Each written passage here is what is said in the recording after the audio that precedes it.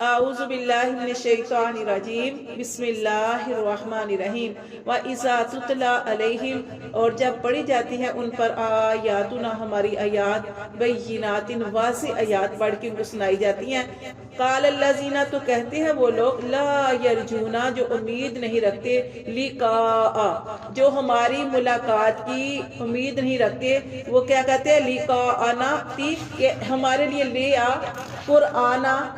بھی قرآن ان کوئی اور قرآن کون لوگ کہتے ہیں نبی پاک صلی اللہ علیہ وسلم سے وہ لوگ جو مرنے کے بعد اٹھنے پہ یقین نہیں رکھتے وہ کیا کہتے ہیں نبی پاک صلی اللہ علیہ وسلم سے کہتے ہیں یا اللہ سے ملاقات کی امید نہیں رکھتے وہ کیا کہتے ہیں کہ نبی پاک صلی اللہ علیہ وسلم سے کہتے ہیں اس قرآن کو چھوڑ کے کوئی اور قرآن لیا اس قرآن کو چھوڑنے کا کیوں کہتے ہیں کیونکہ اس قرآن میں یہ بتایا گیا کہ اللہ فرماتے ہیں کہ اللہ شرک کو معاف نہیں کریں گے اور وہ کرتے ہی شرک ہے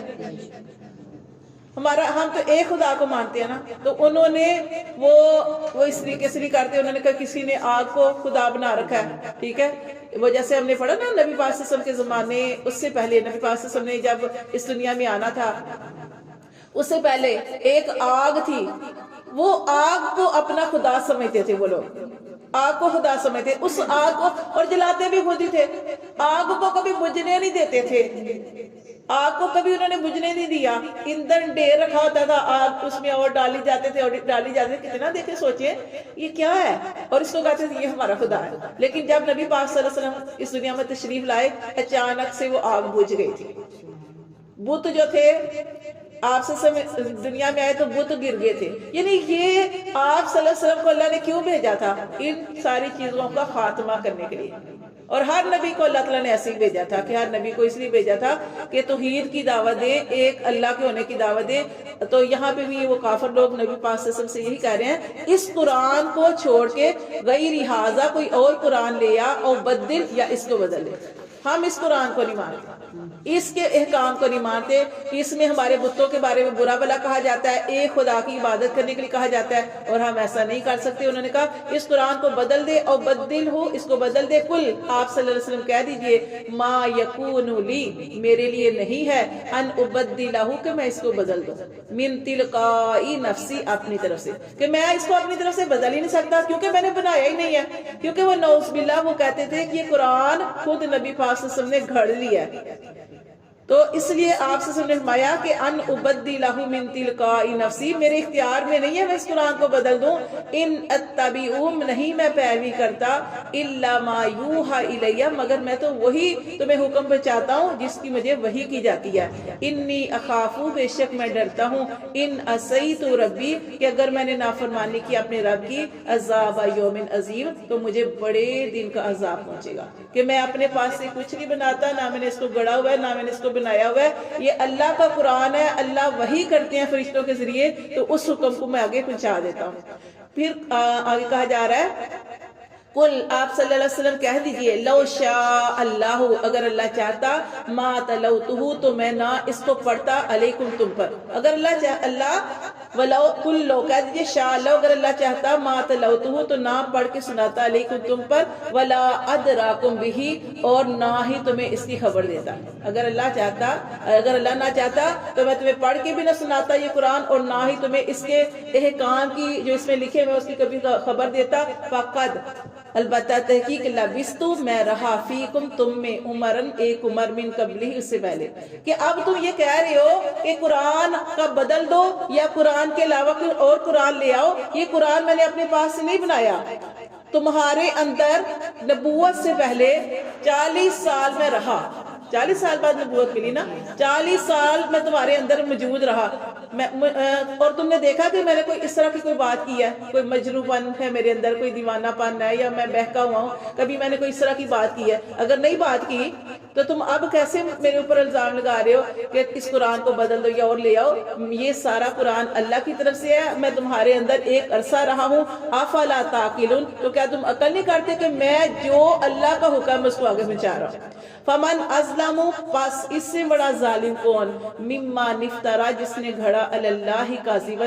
جس نے اللہ پر جھوٹ گڑھا، او کذب بآیاتی، یا اس کی آیات کو جھٹلایا. تو اللہ تعالیٰ فرماتے ہیں کہ اللہ فرماتے ہیں فمن اسلم ممن افترا، اس سے بڑا ظالم کون ہے کہ جو اللہ پہ جھوٹ گڑے یا جو اللہ کی آیات کو جھٹلائے. انہو، بے شک وہ، لا یفلح المجرمون، جو مجرم لوگ ہیں وہ کبھی بھی فلاح نہیں پاتے. وَيَعْبُدُونَ، اور اللہ فرماتے ہیں وہ عبادت کرتے ہیں، من دون اللہ، اللہ کے علاوہ. اللہ فرماتے ہیں وہ اللہ کے علاوہ اوروں کی عبادت کرتے ہیں. کن کی عبادت کرتے ہیں؟ وہ بھی اللہ تعالیٰ نے قرآن کے اندر کھول کے بتا دیا. ما لا يضرهم، نہ ان کو نقصان پہنچا سکتے ہیں وہ، ولا ينفعهم، اور نہ ہی ان کو نفع دیتے ہیں. سمجھ آئی کہ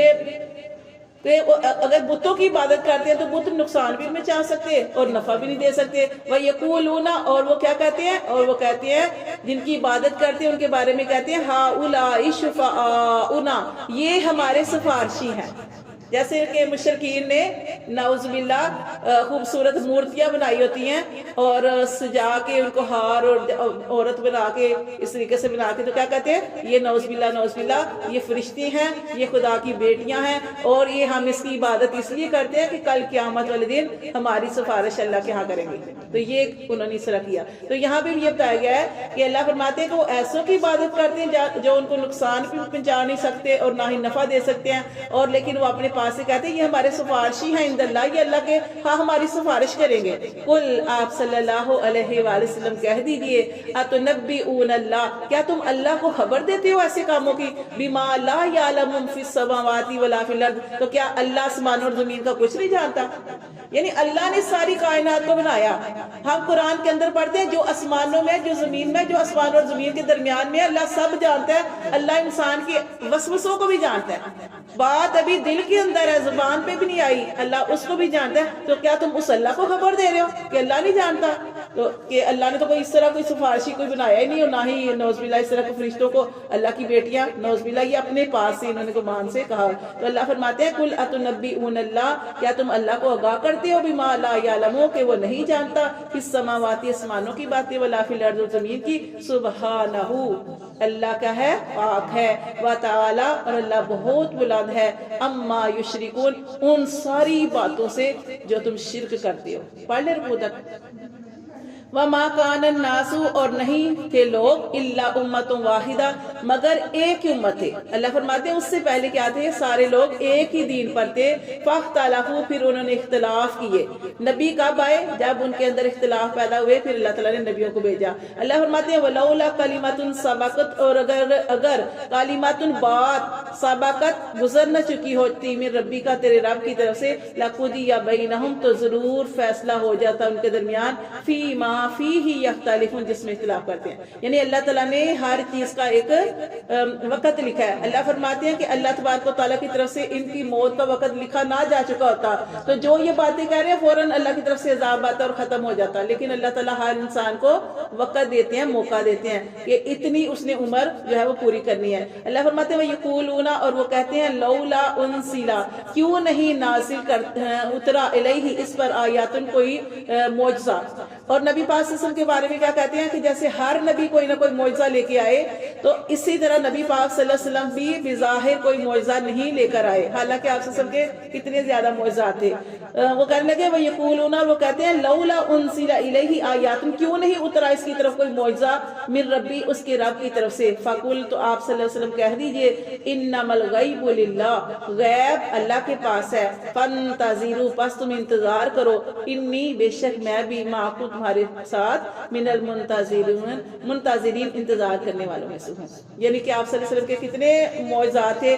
ہم پڑھ چکے ہیں کہ کسی صحابہ کی آنکھ خراب ہوئی تو آپ صلی اللہ علیہ وسلم نے اپنا لعاب دہن لگایا، آنکھ درست ہو گئی. آپ صلی اللہ علیہ وسلم نے چاند کے 2 ٹکڑے کر دیے اللہ کے حکم سے. آپ صلی اللہ علیہ وسلم نے وہ ایک دودھ کا واقعہ ہم نے پڑھا تھا کہ دودھ تھوڑا تھا، ایک پیالہ تحفے کے طور پہ، ہدیے کے طور پر آیا، اور اتنے زیادہ صحابہ کرام کی تعداد تھی تو آپ صلی اللہ علیہ وسلم نے برکت کی دعا کی، بلکہ اس نے اپنی انگلی ڈبوئی اور وہ سب کو کافی ہو گیا اور دودھ اتنے کو اتنا تھا، یعنی یہ اتنی زیادہ برکات تھی۔ پھر آپ صلی اللہ علیہ وسلم نے وہ ایک واقعہ جس میں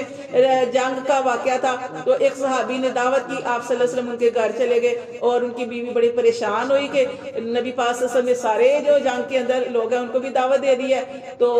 صحابہ کرام نے اپنی بیوی کو آپ بتایا تو وہ کہنے لگی کہ کیا آپ نے نبی پاک صلی اللہ علیہ وسلم کو بتایا تھا کہ ہم نے صرف آپ کی دعوت کی ہے؟ تو وہ کہنے لگے کہ ہاں میں نے بتایا تھا آپ سے۔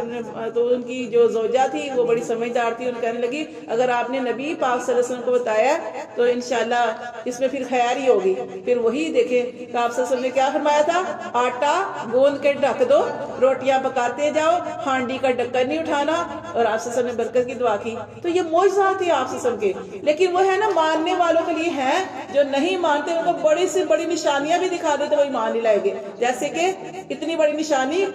چاند کے 2 ٹکڑے دیکھے انہوں نے،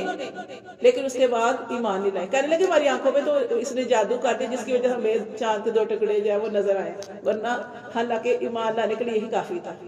صدق اللہ۔